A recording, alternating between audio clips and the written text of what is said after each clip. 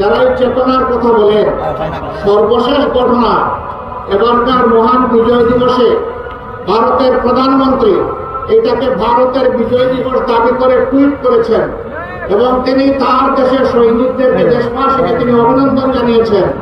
একটা শব্দ তিনি বাংলাদেশ নামে উচ্চারণ করেননি। আপনাদের চেতনা কোথায় ছিল? এই বিজয় কি বাংলাদেশের না ভারতের?